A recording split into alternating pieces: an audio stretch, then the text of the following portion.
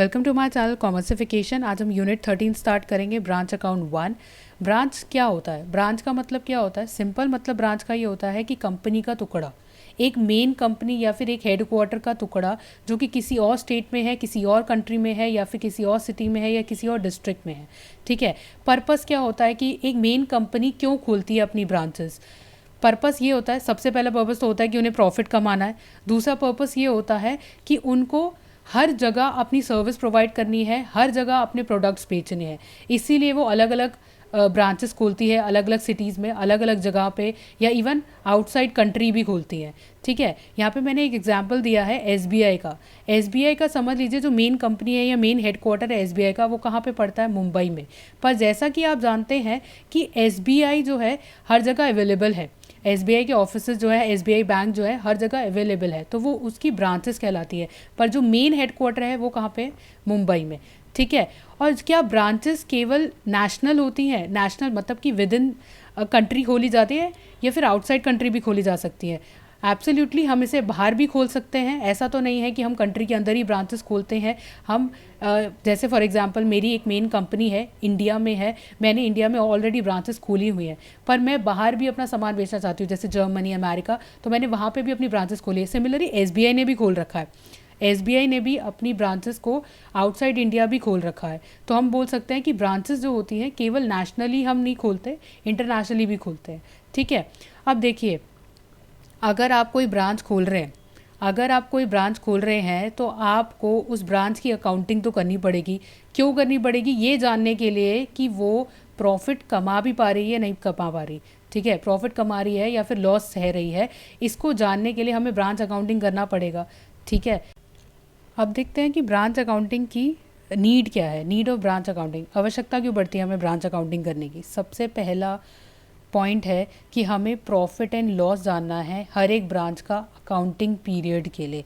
इसका मतलब क्या है कि अगर आप किसी ब्रांच को खोलते हैं तो आप ये तो जानेंगे ना कि वो ब्रांच प्रॉफिट कमा रही है या लॉस सह रही है। ठीक है। तो पहला रीज़न यही है ब्रांच अकाउंटिंग करने का, कि हमें ये एसर्टेन करना है कि वो प्रॉफिट कमा रही है या फिर लॉस सह रही है। सेकेंड, ब्रांच की फाइनेंशियल पोजीशन जानने के लिए हम ब्रांच अकाउंटिंग करते हैं at the end of the accounting year. मतलब अकाउंटिंग ईयर के आखिर में हम उसका फाइनेंशियल पोजीशन जानते हैं। फाइनेंशियल पोजीशन कैसे जानेंगे? उसकी बैलेंस शीट प्रिपेयर करके। ठीक है। नेक्स्ट इज़ कि उसकी कितनी एसेट्स हैं, कितनी लायबिलिटीज़ हैं, और उसकी ब्रांच ट्रांजैक्शन का मतलब जो ब्रांच ट्रांजैक्शन कर रही है उसका नेट इफ़ेक्ट क्या पड़ता है। ठीक है। क्या करने के लिए? तीसरा पॉइंट क्या है ब्रांच अकाउंटिंग करने का? कि जो ब्रांच ट्रांजैक्शंस करती है उसका नेट इफेक्ट क्या पड़ता है, और उसकी एसेट्स और लायबिलिटीज़ कितनी है। ठीक है। नेक्स्ट पॉइंट ये है कि हर एक ब्रांच को कितना स्टॉक और कितनी कैश की रिक्वायरमेंट है। हर एक ब्रांच को कितना स्टॉक चाहिए सामान का, raw material, semi finished goods, या पूरी तरीके से जो बने हुए गुड्स होते हैं उसको कितना चाहिए, और उसको कैश कितना चाहिए। इसको जानने के लिए भी हमें ब्रांच अकाउंटिंग करनी पड़ती है। फिफ्थ पॉइंट ये है कि हमें इवैल्यूएट करना होता है उसकी प्रोग्रेस को और परफॉर्मेंस को। कि मैंने जैसा आपको बताया था कि हम ब्रांच अकाउंटिंग इसलिए भी करते हैं कि ब्रांच जो है किस तरीके से परफॉर्म कर रही है, क्या उसकी प्रोग्रेस है। Next is to calculate the commission for the payment to the managers if based on the profit of the branch. कहने का मतलब ये है कि अगर आप ब्रांच जितना प्रॉफिट कमा रही है उसमें से कुछ पार्ट कमीशन के तौर पे मैनेजर को देते हैं, तो उसको उसकी कैलकुलेशन करने के लिए भी हमें ब्रांच अकाउंटिंग करनी पड़ेगी। नेक्स्ट पॉइंट ये है कि अगर आप ब्रांच के बिज़नेस को बढ़ा रहे हो, मतलब जो ब्रांच बिज़नेस कर रही है उसको एक्सपेंड करना चाहते हो, आगे बढ़ाना चाहते हो, तो उसकी कितनी क्षमता है कि हम उसका बिज़नेस आगे बढ़ा पाएंगे या नहीं बढ़ा पाएंगे, तो ये जानने के लिए भी ब्रांच अकाउंटिंग करना पड़ेगा।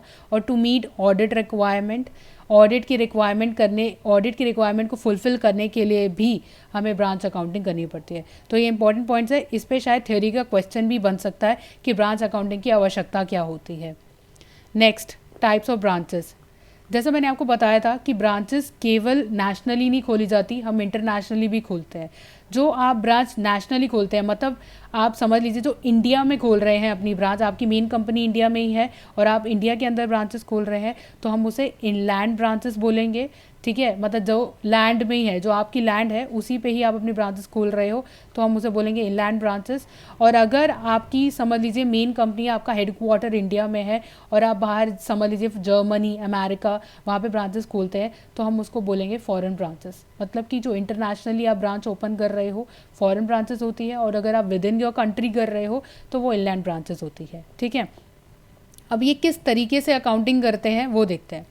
अगर आपकी इनलैंड ब्रांचेस है, मतलब कि विद इन योर कंट्री आप ब्रांच खोलते हो, तो यहाँ पे दो मेथड होते हैं जो हम इस्तेमाल करते हैं। पहला मेथड होता है कि अगर ऐसी ब्रांचेस हैं, आपने ऐसी ब्रांचेस खोली हैं जो फुल सिस्टम ऑफ अकाउंटिंग को फॉलो नहीं करती, आपने ऐसी ब्रांचेस खोली हैं अपनी कंट्री के अंदर, मतलब समझ लीजिए इंडिया में ही आपने ऐसी ब्रांचेस खोली हैं वो full system of accounting follow नहीं करती है, तो ऐसी ब्रांचेस को हम कहते हैं डिपेंडेंट ब्रांचेस।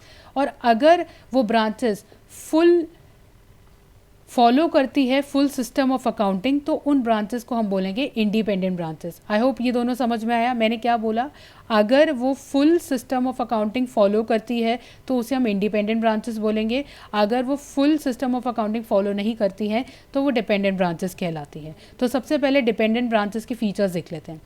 डिपेंडेंट ब्रांचेस के फीचर्स इस तरीके से हैं कि इनको अपने हेड ऑफिस से, हेड ऑफिस मतलब हेड क्वार्टर, हेड ऑफिस से या फिर मेन कंपनी बोल सकते हैं, मेन कंपनी इनको गुड्स भेजती है या प्रोडक्ट भेजती है, वही ये प्रोडक्ट बेच सकते हैं। कि मैंने क्या बोला, जो डिपेंडेंट ब्रांचेस होती है उनको अपने हेड क्वार्टर से सामान मिलता है, प्रोडक्ट मिलता है या फिर गुड्स मिलते हैं, उसी सामान को वो आगे बेचते हैं, वो ओपन मार्केट से नहीं खरीद सकते, उनको अधिकार नहीं है। जो डिपेंडेंट ब्रांचेस होती है उनको अधिकार नहीं है कि वो मार्केट से सामान खरीदा अपने आप और फिर उसको बेचा। उनको जो सामान अपने हेड क्वार्टर से मिल रहा है या फिर हेड ऑफिस से मिल रहा है, केवल वही सामान वो बेच सकते हैं। जो डिपेंडेंट ब्रांचेस होती है इनके सारे के सारे मेजर खर्चे, जो मेजर खर्चे होते हैं वो उनका हेड क्वार्टर या फिर हेड ऑफिस ही उठाता है। जो डिपेंडेंट ब्रांचेस होती हैं उनके जो बड़े बड़े सभी खर्चे होते हैं वो हेड ऑफिस या फिर हेड क्वार्टर ही उठाता है, पर जो छोटे मोटे खर्चे होते हैं, पेटी एक्सपेंसेस जिसे कहते हैं, वो ब्रांच खुद उठाती है। ठीक है, उसके बाद जो डिपेंडेंट ब्रांचेस सेल करती है, जो भी वो सेल कर रही है, जो रेवेन्यू वो जनरेट कर रही है, वो सारा का सारा हेड ऑफिस को जाता है, मतलब कि हेड क्वार्टर को जाता है। ठीक है, और डिपेंडेंट ब्रांचेस को केवल कैश सेल्स करना ही अलाउ है। जनरली वो कैश सेल्स ही करती हैं, क्रेडिट सेल नहीं करती। अगर वो क्रेडिट सेल करना चाहती हैं तो फिर जो भी हेड क्वार्टर की पॉलिसी होगी, जो भी हेड क्वार्टर मतलब कंडीशन के तौर पर अलाउ करता है कि वो क्रेडिट सेल कर सकती है, तभी वो क्रेडिट सेल कर पाएगी, अदरवाइज कैश सेल्स ही करना अलाउ होता है। जैसा कि मैंने आपको बताया था, जो डिपेंडेंट ब्रांचेस होती है वो full system of accounting follow नहीं करती हैं, इसीलिए इनके जो बुक्स ऑफ अकाउंट्स होते हैं वो इनकम्प्लीट होते हैं। और ये कौन कौन से मेजर अकाउंट बनाते हैं वो मैं बता देती हूँ। ये सेल्स के अकाउंट बनाते हैं, डेटर्स के अकाउंट बनाते हैं और स्टॉक रजिस्टर मेंटेन करते हैं। केवल यही तीन चीज़, ये तीन मेजर अकाउंट्स प्रिपेयर करते हैं, अदरवाइज ये फुल्ली अकाउंटिंग फॉलो नहीं करते। जैसे ट्रेडिंग अकाउंट बनाना, P&L अकाउंट बनाना, बैलेंस शीट बनाना फुल्ली नहीं करते। अब हम इंडिपेंडेंट ब्रांचेस के फीचर्स देख लेते हैं। इंडिपेंडेंट ब्रांचेस कौन सी ब्रांचेस होती हैं? वो ब्रांचेस होती हैं जो कि पूरी तरीके से अकाउंटिंग प्रोसेस को फॉलो करती है, मतलब कि complete books of account maintain करती हैं। इनके फीचर्स जान लेते हैं। इंडिपेंडेंट ब्रांचेस को ओपन मार्केट से गुड्स परचेज करने की परमिशन होती है। जैसा कि आपने देखा था डिपेंडेंट ब्रांचेस में ऐसा नहीं था। अगर डिपेंडेंट ब्रांचेस है तो वो ओपन मार्केट से गुड्स परचेज करके सेल नहीं कर सकती, उनको जो हेड क्वार्टर से मिलेगा केवल वही सेल कर सकती है। पर इंडिपेंडेंट ब्रांचेस को अलाउ होता है कि वो ओपन मार्केट से गुड्स खरीद सकती है, प्रोडक्ट्स खरीद सकती है, फिर उसे आगे बेच सकती है, और इवन वो अपने हेड क्वार्टर को भी दे सकती है। ठीक है, और इंडिपेंडेंट ब्रांचेस ही सारे मेजर खर्चे, जो बड़े बड़े जो एक्सपेंसेस होते हैं या फिर छोटे मोटे एक्सपेंसेस, दोनों ब्रांच ही उठाती है। पर डिपेंडेंट ब्रांचेस में क्या था, जो मेजर एक्सपेंसेस थे वो हेड क्वार्टर उठाती थी और छोटे एक्सपेंसेस ब्रांच उठाती थी। पर इंडिपेंडेंट ब्रांचेस में क्या है, मेजर खर्चे और छोटे खर्चे दोनों ब्रांच ही उठाती है। ठीक है, थर्ड फीचर क्या है कि complete books of account maintain करती है, तभी तो ये इंडिपेंडेंट ब्रांच है। जैसा मैंने आपको बताया था, इंडिपेंडेंट ब्रांच जो है फॉलो करती है फुल सिस्टम ऑफ अकाउंटिंग, इसीलिए वो पूरे बुक्स ऑफ अकाउंट्स प्रिपेयर करती है। पूरे बुक्स ऑफ अकाउंट का मतलब क्या हुआ, वो ट्रेडिंग एंड पीएनएल अकाउंट बनाती है, बैलेंस शीट बनाती है और अदर फाइनेंशियल स्टेटमेंट्स जो हमें बनाने चाहिए वो प्रिपेयर करती है। तो आई होप डिपेंडेंट ब्रांचेस और इंडिपेंडेंट ब्रांचेस के बारे में आपको समझ में आ गया और इन दोनों में डिफरेंस क्या है वो भी समझ में आ गया। अब फॉरेन ब्रांचेस का देखते हैं। फॉरेन ब्रांचेस का मतलब मैंने क्या बताया था, फॉरेन ब्रांचेस वो ब्रांचेस होती हैं जो कि आउट ऑफ कंट्री हम अपनी खोलते हैं। फॉरेन ब्रांचेस भी अपने बुक्स ऑफ अकाउंट्स को, ये भी complete books of accounts prepare करते हैं, पर ये अपनी फॉरेन करेंसी में प्रिपेयर करते हैं। जिस भी कंट्री में आपने अपनी ब्रांच खोली है, जहाँ पे जो वो करेंसी, वहाँ पे जो भी करेंसी वैलिड होती है, उसी करेंसी में वो अपने बुक्स ऑफ अकाउंट्स मेंटेन करते हैं। और ये भी सारे फीचर्स बियर करती है जो कि इंडिपेंडेंट ब्रांचेस बियर करते हैं। कहने का मतलब ये है कि फॉरेन ब्रांचेस भी इंडिपेंडेंट ब्रांचेस कहलाती हैं। आई होप आपको ये टाइप्स ऑफ ब्रांचेस के बारे में समझ में आ गया। आगे बढ़ते हैं। अब डिपेंडेंट ब्रांचेस की अकाउंटिंग कैसे करी जाती है वो देख लेते हैं। डिपेंडेंट ब्रांचेस आपको समझ में आ गया, मैंने क्या बताया था। डिपेंडेंट ब्रांचेस का मतलब क्या होता है, जो कि पूरी फुल सिस्टम ऑफ अकाउंटिंग को फॉलो नहीं करते।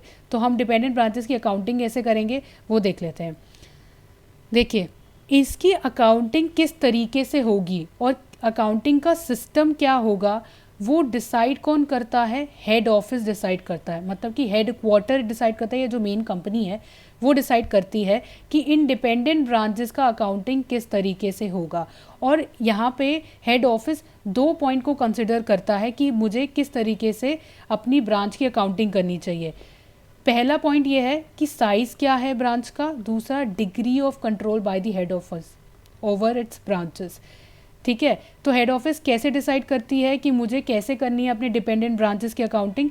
पहला पॉइंट ये है, या पहले पॉइंट का आपको ध्यान रखना है कि ब्रांच का साइज़ कितना है, दूसरा कि कितना कंट्रोल करते हो आप अपनी ब्रांच को।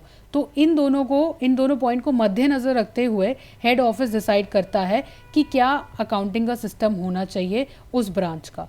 ठीक है, अब देख लेते हैं 3 टाइप के सिस्टम फॉलो करती है वैसे हेड ऑफिस क्या करती है, 3 टाइप के सिस्टम फॉलो करती है अपनी ब्रांच की अकाउंटिंग करने का। पहला सिस्टम है डेटर सिस्टम। डेटर सिस्टम वहाँ पर यूज़ होता है जिसमें ब्रांच का साइज़ स्मॉल होता है। ठीक है, स्मॉल साइज़ का मतलब क्या है, जहाँ पे ट्रांजैक्शंस कम होती हैं। ठीक है, अगर ब्रांच का साइज स्मॉल है, मतलब ट्रांजैक्शंस वहाँ पे लिमिटेड है, बिजनेस इतना नहीं है, तो इस केस में हेड ऑफिस जो है डेटा सिस्टम को फॉलो करना पसंद करती है। सेकंड सिस्टम क्या है, फाइनल अकाउंट सिस्टम होता है। फाइनल अकाउंट सिस्टम में हेड ऑफिस जो है trading and PNL account, proper final accounts prepare करती है अपनी ब्रांच के लिए। नेक्स्ट सिस्टम आता है stock and data system. Stock and data system में हर एक ब्रांच का branch stock account, branch expense account, branch adjustment account, जितना गुड्स ब्रांच को बेचा जा रहा है, ये 4 अकाउंट्स प्रिपेयर किए जाते हैं। कौन कौन से 4 अकाउंट प्रिपेयर किए जाते हैं, अगर headquarter stock and data system को फॉलो करना चाहती है तो कौन से 4 अकाउंट प्रिपेयर करेगी, branch stock account, branch expenses account, branch adjustment account, और क्या क्या सामान आप अपनी ब्रांच को बेचते हो उसका अकाउंट प्रिपेयर करना है। इन 4 अकाउंट से हम ये जानेंगे कि हर एक ब्रांच कितना प्रॉफिट कमा रही है या फिर कितना लॉस सह रही है। ठीक है, आगे बढ़ते हैं डेटा सिस्टम से। हमने 3 सिस्टम के बारे में पढ़ा, तो सबसे पहले हम डेटा सिस्टम को अच्छे से पढ़ रहे हैं और इसको कैसे प्रैक्टिकली यूज़ किया जाता है वो समझते हैं। डेटा सिस्टम में मैंने आपको क्या बताया था, डेटा सिस्टम तब यूज़ किया जाता है कि ब्रांच का साइज़ जो है वो स्मॉल है। ठीक है, और हेड ऑफिस मेंटेन करती है अपनी ब्रांच के अकाउंट्स को। ठीक है, अगर आप डेटा सिस्टम यूज़ कर रहे हैं तो हेड ऑफिस जो है अपनी ब्रांच का अकाउंट्स मेंटेन करती है, सभी ट्रांजैक्शंस को रिकॉर्ड करती है, ये जानने के लिए कि वो कितना प्रॉफिट या फिर कितना लॉस सह रही है। डेटा सिस्टम में भी 2 मेथड आते हैं। पहला मेथड आता है कॉस्ट प्राइस मेथड, दूसरा आता है इनवॉइस प्राइस मेथड। हम सबसे पहले कॉस्ट प्राइस मेथड को सीखेंगे। कॉस्ट प्राइस मेथड में हेड ऑफिस कैसे ब्रांच अकाउंट बनाएगा वो देखते हैं। इसका फॉर्मेट कुछ इस तरीके से दिखता है, तो थोड़ा समझ लेते हैं अच्छे से, फिर आप अपने प्रैक्टिकल क्वेश्चन को अच्छे से कर पाएंगे। सबसे पहले ये डेबिट साइड है, मैंने यहाँ पे दिखाया नहीं है, ये डेबिट साइड है और ये हमारी क्रेडिट साइड है। ठीक है, तो सबसे पहले क्या आता है, to opening balances. Opening balances कौन से, ओपनिंग एसेट्स के। इस बात को ध्यान रख लो, इस फॉर्मेट को याद कर लो, आसानी से आप डेटा सिस्टम का इस्तेमाल करके cost price method, data system में क्रॉस प्राइस मेथड का अगर क्वेश्चन आता है तो आराम से आप प्रैक्टिकल क्वेश्चन कर पाओगे। सबसे पहले क्या आता है, टू ओपनिंग बैलेंस, यहाँ पे हम क्या दिखाएंगे, अपनी ओपनिंग एसेट्स को दिखाएंगे अगर क्वेश्चन में गिवन है। जैसे स्टॉक डेटर्स हो गया, पेटी कैश हो गया, ये नीचे आएगा पेटी कैश, फर्नीचर, प्रीपेड एक्सपेंसेस। तो जितनी भी आपकी ओपनिंग एसेट्स है वो डेबिट साइड पे आएगी, ठीक है। नेक्स्ट आइटम क्या आएगा, to goods send to branch account, head quarter ने कौन से गुड्स अपने ब्रांच अकाउंट को भेजे हैं, सॉरी ब्रांच को भेजे हैं, वो यहाँ पे आएगा डेबिट साइड पे। तो goods send to branch account में क्या आएगा, जो भी गुड्स उसकी कितनी वैल्यू है वो हम यहाँ पे लिखेंगे जो कि हेड क्वार्टर ने अपनी ब्रांच को भेजा है।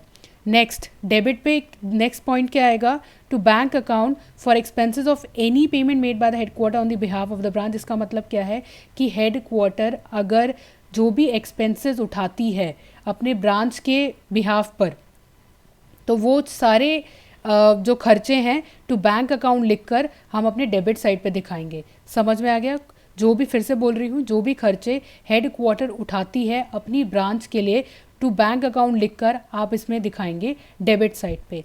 नेक्स्ट आइटम क्या आएगा डेबिट साइड पे, क्लोजिंग लायबिलिटीज़, जो भी क्लोजिंग लायबिलिटीज़ का अमाउंट गिवन होगा वो आपको डेबिट साइड पे दिखाना है। जैसे outstanding expenses, closing outstanding expenses और क्लोजिंग क्रेडिटर, वो आपके डेबिट साइड पे आ जाएंगे, ठीक है। नेक्स्ट क्या आता है, प्रॉफिट, ये तो आपको डेबिट एंड क्रेडिट साइड का जो भी डिफरेंस होगा उससे पता चलेगा। अगर आपकी क्रेडिट साइड ज़्यादा है और डेबिट साइड कम है तो प्रॉफिट आ जाएगा, और अगर आपकी डेबिट साइड ज़्यादा है और क्रेडिट साइड कम है तो वो आपका लॉस आ जाएगा। वो तो नॉर्मली हम जैसे निकालते हैं। आई होप आपको समझ में आ गया क्या क्या आएगा डेबिट साइड पे। फिर से रिपीट करवा देती हूँ, डेबिट पे आएगा सबसे पहले ओपनिंग एसेट्स आएंगी सारी, और जो भी गुड्स हेड क्वार्टर अपनी ब्रांच को भेजता है वो डेबिट साइड पे आएगा। थर्ड आइटम ये आएगा, जो भी खर्चे हेड क्वार्टर अपनी ब्रांच के लिए उठा रहा है वो आएगा। नेक्स्ट आएगा फोर्थ पॉइंट क्या आएगा, क्लोजिंग बैलेंस आएगा लायबिलिटीज़ का क्लोजिंग बैलेंस आएगा डेबिट साइड पे। उसके बाद प्रॉफिट, अगर आपका कैलकुलेशन के बाद प्रॉफिट आता है तो वो डेबिट साइड पे आएगा, अगर नुकसान होता है तो वो क्रेडिट साइड पे आएगा। वो तो आपको डेबिट और क्रेडिट साइड के डिफरेंस से पता चलेगा, ठीक है। अब क्रेडिट साइड के आइटम्स देख लेते हैं। सबसे पहले आएगा ओपनिंग बैलेंस लायबिलिटीज़ का। क्या आएगा, ओपनिंग बैलेंस लायबिलिटीज़ का, जैसे क्रेडिटर हो गए, आउटस्टैंडिंग एक्सपेंसेस हो गए, या और भी जो भी लायबिलिटीज़ होंगी उसका ओपनिंग बैलेंस आपका क्रेडिट साइड पे आएगा, ठीक है। नेक्स्ट आइटम क्या आएगा, बाय बैंक करके हम इसमें क्या दिखाएंगे, जो भी सेल ब्रांच करती है, कैश सेल्स, क्रेडिट सेल के बारे में बात नहीं हो रही है, कैश सेल्स के बारे में बात हो रही है, ठीक है। बाय बैंक करके आप क्रेडिट साइड पे कैश सेल्स दिखाओगे, और कलेक्शन फ्रॉम डेटर्स, और जो भी डेटर से आपको पैसा रिसीव हुआ है, ब्रांच को जो भी पैसा डेटर से रिसीव हुआ है वो क्रेडिट साइड पे आएगा, ठीक है। नेक्स्ट आइटम क्या आएगा, जो भी आप गुड्स सेंड कर देते हैं, मतलब कि अगर ब्रांच जो है हेड क्वार्टर को कोई सामान वापस कर देती है तो वो आप क्रेडिट साइड पे शो करोगे, ठीक है। मैंने क्या बोला, जो भी सामान ब्रांच हेड क्वार्टर को वापस कर देती है वो क्रेडिट साइड पे आएगा। और बाकी नेक्स्ट आइटम क्या आएगा, क्लोजिंग बैलेंस एसेट्स का, जो भी एसेट के क्लोजिंग बैलेंस गिवन होंगे वो आपकी क्रेडिट साइड पे आएंगे, जैसे कि पेटी cash, stock, debtors, furniture, prepaid expenses. एक और पॉइंट पे यहाँ पे आपको ध्यान देना है कि यहाँ पे मैंने क्या लिखा है, फर्नीचर एट डेप्रिशिएटेड वैल्यू, मतलब कोई भी एसेट जिस पे डेप्रिसिएशन लागू होता है तो क्लोजिंग बैलेंस में आप डेप्रिशिएटेड वैल्यू दिखाओगे। डेप्रिशिएटेड वैल्यू का मतलब क्या है कि जो भी फर्नीचर की वैल्यू होगी उसमें से डेप्रिसिएशन माइनस करके ही आप अपने क्लोजिंग बैलेंस में उस एसेट को दिखाओगे। क्यों?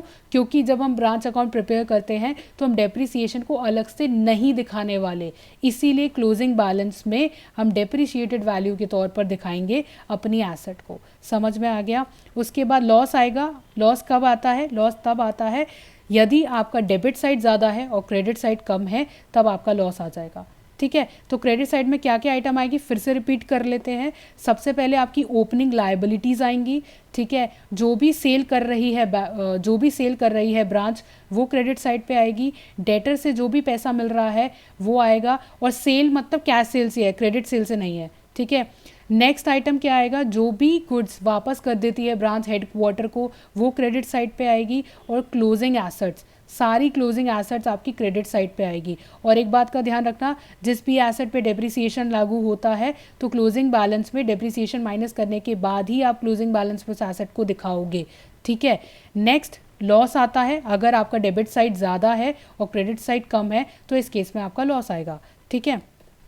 अब एक इलस्ट्रेशन देख लेते हैं, इससे आपको समझ में आ जाएगा कि जो हमने पीछे फॉर्मेट पढ़ा है उसे प्रैक्टिकली कैसे यूज़ करना है। इस क्वेश्चन में देखिए कि दिल्ली की ब्रांच है और ये इन्फॉर्मेशन हमें अवेलेबल है। स्टॉक हमें गिवन है, ओपनिंग स्टॉक गिवन है 15,000 का, डेटर्स गिवन है, ओपनिंग डेटर्स गिवन है 30,000 का, पेटी कैश, ओपनिंग पेटी कैश गिवन है 300 रुपये की। हमने ब्रांच को सेंड करे हैं गुड्स 2,52,000 के गुड्स हमने सेंड करे हैं ब्रांच को। कैश सेल हुई है 60,000 की। Goods return by the branch ने 2,000 रुपये के गुड्स वापस कर दिए हेडक्वार्टर को। डेटर से हमें 2,10,000 रुपये मिले हैं। क्रेडिट सेल हुई है 2,28,000 जिसका कोई यूज़ नहीं है, ठीक है। नेक्स्ट हमने चेक भेजा है ब्रांच को, क्यों भेजा है? कुछ खर्चे उठाने के लिए। सैलरी का खर्चा हेडक्वार्टर ने उठाया है 9,000 का। रेंट एंड टैक्सेस का खर्चा हेडक्वार्टर ने उठाया है 1,500 का। पेटी कैश जो पेटी एक्सपेंसेस करने के लिए पेटी कैश हेडक्वार्टर ने भेजा है 1,100 का, तो टोटल हो जाता है 11,600। इन तीनों का टोटल 9,000, 1,500 और 1,100 का टोटल हो जाता है 11,600। इतने का चेक हेडक्वार्टर ने ब्रांच को भेजा है इन 3 प्रकार के खर्चों को उठाने के लिए, ठीक है। गुड्स रिटर्न बाय ब्रांच, ये दोबारा आ गया है कि 2,000 रुपये का गुड्स रिटर्न कर लिया है, तो हमने ऊपर अभी देख ही लिया था। नेक्स्ट हमारे पास क्लोजिंग बैलेंसेस भी गिवन है। स्टॉक का क्लोजिंग बैलेंस गिवन है 25,000 का। पेटी कैश का क्लोजिंग बैलेंस गिवन है 2,000 रुपये। डेटर्स का क्लोजिंग बैलेंस गिवन है 48,000। अब हम इसको ब्रांच अकाउंट में कैसे डालेंगे वो देखते हैं, ठीक है। सबसे पहले डेबिट साइड पे क्या आता है, ये डेबिट साइड है और ये क्रेडिट साइड, सॉरी ये नहीं लिखा हुआ। सबसे पहले डेबिट साइड पे क्या आता है, मैंने आपको बताया था ओपनिंग एसेट आती है। क्या आता है? Opening asset. तो आपने क्वेश्चन में देखा 15,000, 30,000 और 300, ये हमारी सारी ओपनिंग एसेट्स थी। तो मैंने डाल दिया टू बैलेंस ब्रॉट डाउन करके कि ब्रांच का स्टॉक ओपनिंग 15,000 है, ब्रांच डेटर्स 30,000 है और ब्रांच पेडी कैश 300 रुपये है। तो मैंने ये ओपनिंग एसेट के तौर पर डेबिट साइड पे डाल दिया, ठीक है। नेक्स्ट क्या आता है कि हेडक्वार्टर ने कितने गुड्स के भेजे, कितनी अमाउंट के गुड्स भेजे हेड ब्रांच को, तो वो आ जाएगा। क्वेश्चन में गिवन है 2,50,000 का माल जो है हेडक्वार्टर ने अपनी ब्रांच को भेजा, ठीक है। नेक्स्ट क्या आता है, कितना खर्चा उठा रही है हेडक्वार्टर अपनी ब्रांच के लिए, ठीक है। सैलरी का खर्चा उठा रही है, रेंट एंड एक्सपेंसेस का खर्चा उठा रही है, पेटी कैश का खर्चा उठा रही है, तो उन सब का टोटल आ जाएगा 11,600 रुपये, ठीक है। अब हम अपनी क्रेडिट साइड पर देख लेते हैं। क्रेडिट साइड पर क्या क्या आइटम आते हैं। सबसे पहले तो ओपनिंग लायबिलिटी आता था, पर इस क्वेश्चन में ओपनिंग लायबिलिटीज़ गिवन है ही नहीं, तो हमें डालने की कोई ज़रूरत है नहीं। तो आगे बढ़ते हैं। बाय कैश या फिर बाय बैंक, ठीक है। कैश सेल्स आएगी 60,000 रुपये, क्वेश्चन में गिवन है वो लिख देंगे। और डेटर से हमें कितना पैसा रिसीव हुआ है 2,10,000, इन दोनों को ऐड करेंगे 2,70,000 आ जाएगा। क्रेडिट सेल नहीं आएगी, कैश सेल्स आएगी, ठीक है। नेक्स्ट आइटम क्या आएगा, जो गुड्स रिटर्न कर दिए हैं ब्रांच ने हेडक्वार्टर को, 2,000 रुपये के गुड्स रिटर्न कर दिए ब्रांच ने हेडक्वार्टर को, तो वो लिख देंगे। उसके बाद क्लोजिंग बैलेंस किस चीज़ का आता था, क्लोजिंग बैलेंस एसेट का आता था, वो लिखेंगे। तो by balance carried down branch stock, branch debtor, branch पेटी कैश, जो कि हमें ऑलरेडी क्वेश्चन में गिवन है, तो हम इन तीनों के अमाउंट डाल देंगे 25,000, 48,200, ठीक है। अब क्या करना है, डेबिट साइड और क्रेडिट साइड का डिफरेंस निकालना है। तो इस क्वेश्चन में मेरी क्रेडिट साइड ज़्यादा थी, क्रेडिट साइड मेरी ज़्यादा थी इस क्वेश्चन में, और डेबिट साइड कम थी, तो इसलिए मेरे पास प्रॉफिट आ गया कितना, 36,300। तो इस तरीके से हम अपना ब्रांच अकाउंट प्रिपेयर करेंगे, ठीक है। एक और पॉइंट मुझे आपको बताना है मेमोरेंडम ऑफ डेटर्स के बारे में। हमें एक और वर्किंग नोट में मेमोरेंडम ऑफ डेटर्स अकाउंट बनाना पड़ता है इन केस अगर आपको क्वेश्चन में cash receive from debtors given नहीं है। जैसा कि हमने ब्रांच अकाउंट के फॉर्मेट में लिखा था, हम 2 कैश क्रेडिट साइड पे दिखाते हैं, एक कैश सेल्स का और जो डेटर से आपको पैसा रिसीव हुआ वो दिखाते हैं। अगर जो डेटर से आपको पैसा रिसीव हुआ है, ठीक है, वो क्वेश्चन में गिवन नहीं है, तब हम memorandum of debtors account prepare करेंगे, ठीक है। अगेन आप एक बात का ध्यान रखना कि क्रेडिट सेल्स को हम कभी भी ब्रांच अकाउंट में शो नहीं करते, पर क्रेडिट सेल का इस्तेमाल हम मेमोरेंडम डेटर्स में दिखाते हैं, ताकि हम ये निकाल सके कि डेटर्स से हमें एक्चुअल में कितना कैश रिसीव हुआ, ठीक है। फॉर एग्जाम्पल जैसे आपकी इलस्ट्रेशन 2 होगी, वो बहुत आसान इलस्ट्रेशन है, पर मैं उसमें से मेमोरेंडम ऑफ डेटर्स कैसे प्रिपेयर कर रहे हैं वो यहाँ समझा रही हूँ। उस क्वेश्चन में गिवन था कि क्रेडिट सेल जो थी 60,000 की थी, ठीक है। तो मेमोरेंडम ऑफ डेटर्स अकाउंट में क्रेडिट सेल जो है आपकी डेबिट साइड पे आएगी, 60,000 लिख देंगे क्रेडिट सेल, जिससे अभी हमें पैसा नहीं मिला है, उधार में बेचा है। और उस क्वेश्चन में क्लोजिंग बैलेंस डेटर्स का कितना गिवन था 5000, क्लोजिंग बैलेंस कितना गिवन था 5000, वो हमारी क्रेडिट साइड पे आएगा। फिर इन दोनों का हम डिफरेंस निकाल लेंगे जो कि आता है 55,000, 55,000। तो इतना आपको कैश रिसीव हुआ है डेटर से, और यही अमाउंट आप अपने ब्रांच अकाउंट पे दिखा दोगे। और मेमोरेंडम ऑफ डेटर्स का अकाउंट, ये जो मैंने ये प्रिपेयर किया है, ये आपको तभी प्रिपेयर करना है जब आपको कैश रिसीव फ्रॉम डेटर्स निकालना पड़ेगा, ठीक है। और हम इलस्ट्रेशन 3 में और अच्छे से समझेंगे कि मेमोरेंडम ऑफ डेटर्स अकाउंट को कैसे प्रिपेयर करते हैं, ठीक है। अगर आपको मेरी ये वीडियो पसंद आई है तो लाइक कीजिए, शेयर कीजिए, सब्सक्राइब कीजिए मेरे चैनल कॉमर्सिफिकेशन को। Thank you very much, bye bye.